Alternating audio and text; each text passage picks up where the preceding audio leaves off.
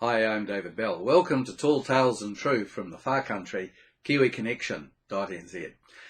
Today's very tall tale is a great piece of detective work from ancient times. It all happened around Ephesus, one of the best known ancient cities mentioned in the Bible. It was a very wealthy cosmopolitan city when St. Paul lived there, and it grew even more so for a few centuries afterwards. Paul would probably have been in his early 50s when he came to Ephesus. But because of its size, strategic location on the coast, and because there was already an existing Christian community, Paul made it his base for 3 or so years. Now, Ephesus is mentioned a number of times in the New Testament.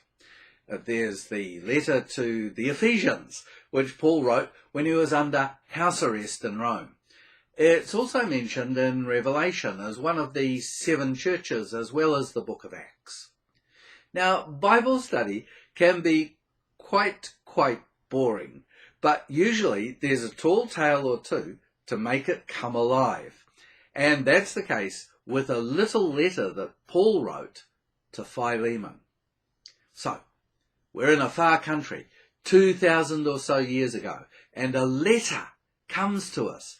That was a rare event, unlike the billions upon billions of emails that circulate around the globe today. There's one small line Paul wrote in that letter that I want to concentrate on.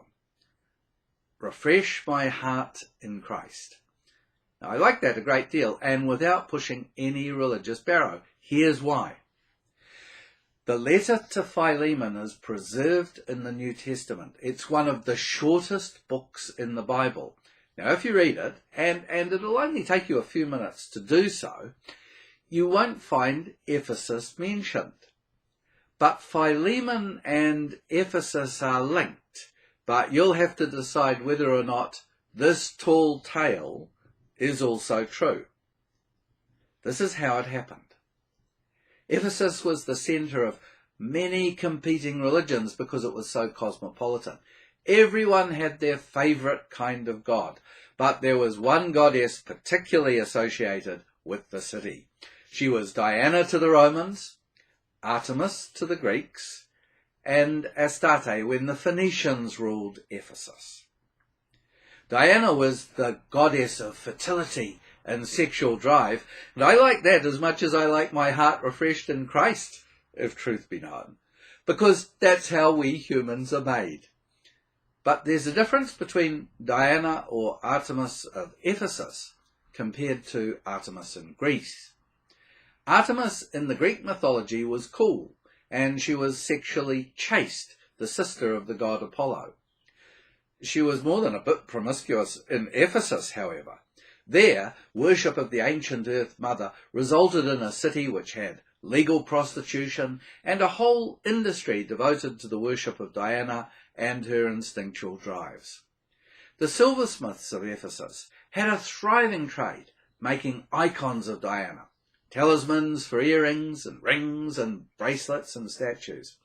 It had to be silver for Artemis, because in Greek mythology she was the goddess of the moon.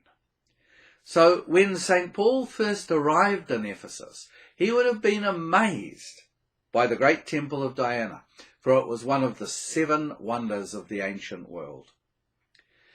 So what an interesting situation the great missionary of Christ found himself in. Thriving city with many fine amenities, thoroughly Greek in outlook, which would have struck responsive memories in Paul, for he had grown up in Tarsus, also a Hellenistic city of Asia Minor, southwards along the coast. The story of Paul in Ephesus needs to be told in a different story from the far country, and I hope it will be soon enough. But for our story today, we can say that Paul had much help in Ephesus from Priscilla and Aquila, and he went about his task of sharing the newly minted and still emerging Christian faith around the Ephesus area. He did it effectively. But after a number of years, he drew the wrath of the silversmiths. Their head man, Demetrius, realized that Paul's preaching was actually harming their trade in icons, jewelry, and so on. Paul found himself before a very angry crowd, The book of Acts tells us that the whole city was in an uproar and Paul was taken to the theatre to answer charges. As matters turned out, he and his companions, who had also been arrested, were allowed to go free. But it had been a close call, a very tense moment, where just one wrong word could have resulted in Paul's death. Now, it's probably about 4 years after this, Paul went to Rome, where he seems to have been under house arrest or in prison. He came in contact with a man called Onesimus. This Greek name means really useful, and that is exactly what Paul found. Onesimus was very helpful to Paul. But Onesimus was in fact a runaway slave, and he had run away from Philemon.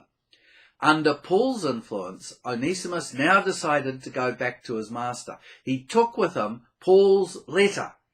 Paul's been much criticised for a long time for not taking a more definitive stand against slavery, but he had written that in Christ there's neither Jew nor Gentile, slave nor free, male nor female, but all are one. This implies a radical unity, a radical equality. It was an explosive concept in the ancient world.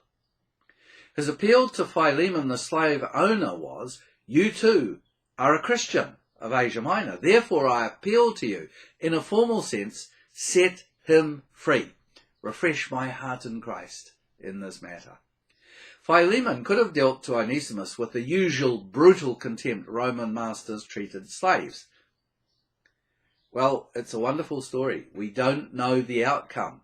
Yet because the letter has survived, I think it's not stretching the bounds of probability to infer that Philemon did set Onesimus free to be really useful in other spheres. There the story could end, but it doesn't. By about 90 AD, the letters of St. Paul were being gathered up and preserved by congregations scattered around the vast Roman Empire. There were some letters at Ephesus. The city had an emerging importance as a centre of learning, which was to culminate in the library of Ephesus. So the letter to Philemon, along with other letters, was studied, and all that Paul had written was carefully weighed up. This process of collecting letters and gospels and other Christian writings and assessing their historical worth is known as the formation of the canon. It's the start of how we got the collection of scriptures we call the Bible, the Old and New Testaments. Around this time it happened that a Christian bishop called Ignatius, who himself was being taken to Rome as a prisoner, just as Paul was, wrote to the church at Ephesus. Ignatius praised the bishop of Ephesus, who lived a really useful life, a truly gospel-filled life. The name of the bishop of Ephesus? Onesimus. See you next week. Thanks for watching.